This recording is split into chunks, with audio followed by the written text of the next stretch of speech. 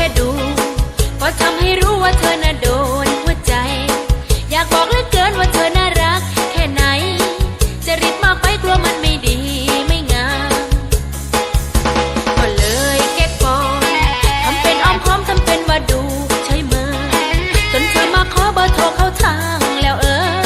อยากบอกจังเลยถึงบ้านให้รีบโทรหาเบอร์โทรอื่นจะได้ยินเสียงรอสายแบบว่าให้รอแต่เบอร์นี้จะได้ยินเสียง